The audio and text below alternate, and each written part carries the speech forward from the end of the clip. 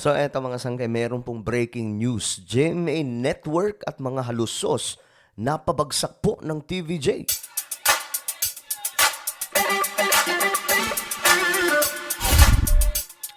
So magandang oras po sa lahat ng ating mga kababayan, lalong-lalo na po yung mga solid sangkay na lagi pong updated, lagi pong nanonood dito sa ating channel.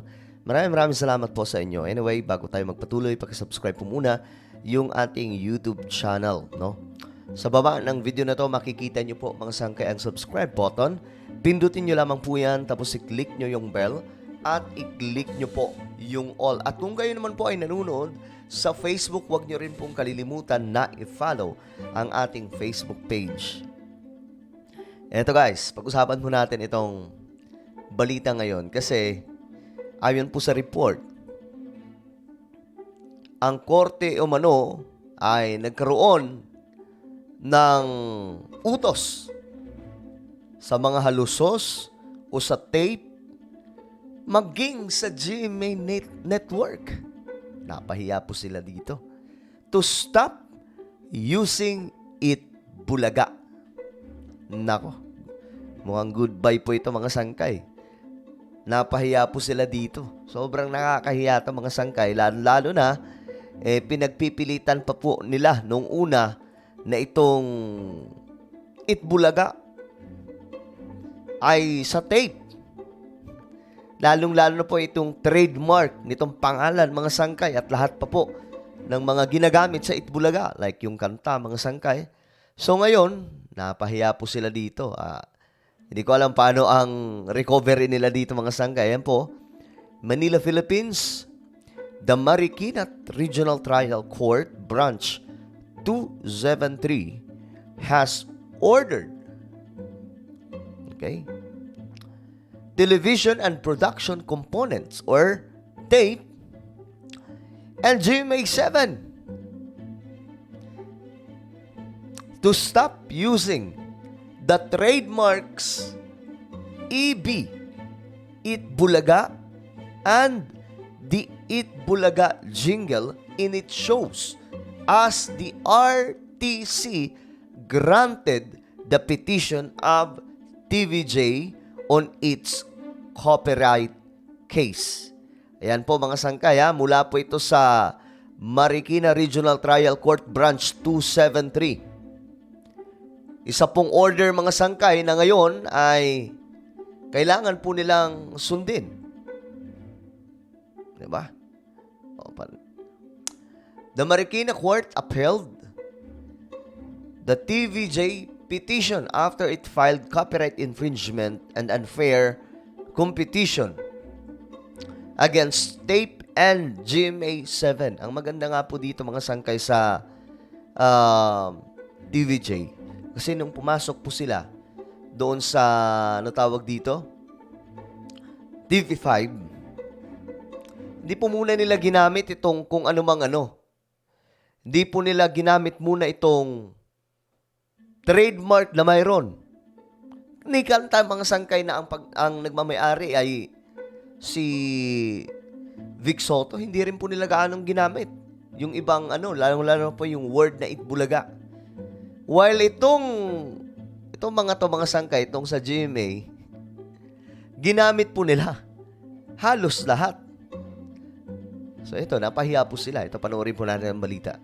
Naipanalo ni Tito Vic and Joey ang paggamit nila ng titulong Itbulaga kontra Tape Incorporated at GMA Network. Nasa frontline ng balitang yan, si MJ Marfori. Nanalo po tayo. Iyak-iyak pa po si Bossing, oh. Tayo po ang may-ari ng Itbulaga.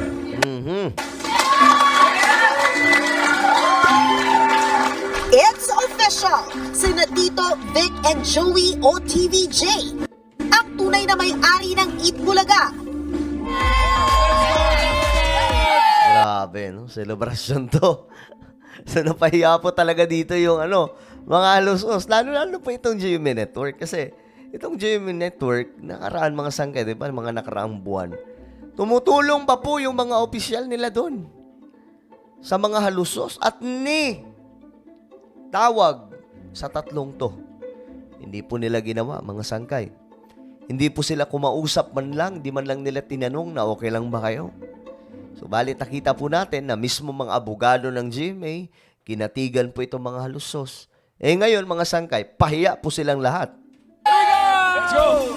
Panalo ang TVJ sa isinampa nilang kasong copyright infringement at unfair competition laban sa Tape Incorporated at GMA Network. Base ito sa naging desisyon ngayong araw ng Marikina Regional Trial Court. Ibig sabihin, hindi na pwedeng gamitin ng Tape Incorporated at GMA ang titulong Eat Bulaga at EB. Nako! Bye-bye! Dali, mga sangkay. O, ayan po. Hindi na maaaring gamitin.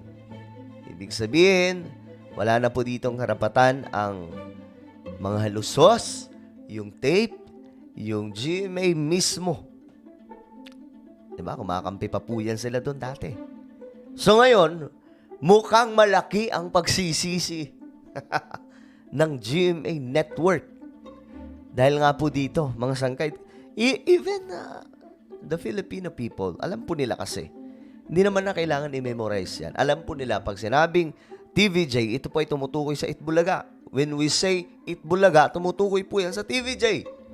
Yun lamang po yun. Hindi po mga halusos. Wala po sila sa eksena dito. Sa anumang bahagi ng show na nilikha ng TVJ. Sa panayam ng 1PH sa Legal Counsel ng TVJ na si Attorney Buko de la Cruz, ibig lang sabihin nito, pwede nang gamitin ng TVJ agad-agad ang Eat Bulaga.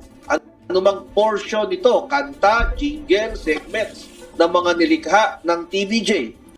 Dahil sabi ng korte, ang lumikha nito ay ang TVJ at ang karapatan para sa paggamit nito ay na kay TVJ lamang. Ayun.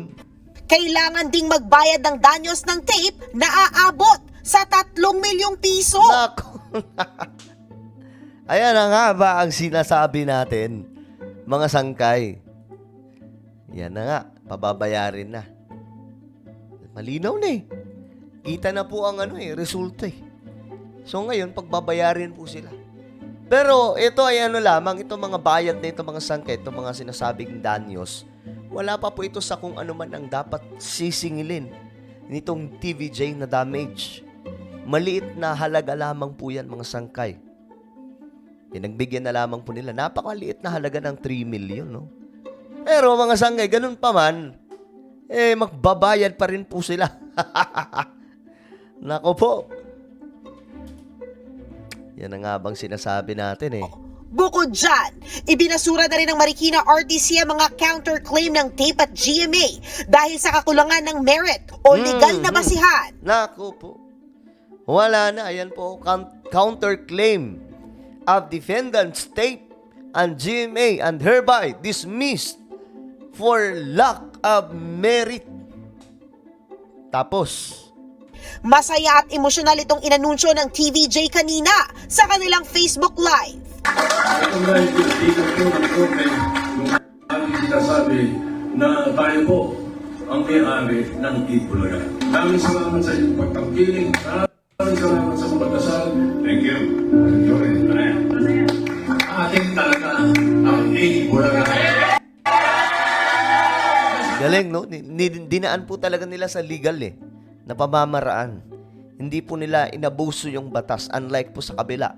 Ngayon kasi masasabi na po natin talagang fake ang kinampihan ng GMA Network. Alam nyo kung ang ginawa ng GMA Network, mga sangkay, gumitna sila kahit papaano no? Hindi lumipat po kaagad to. Kumbaga, nagkaroon ng pakikipag-usap sila sa TVJ. Di sana na-resolve ang kaso.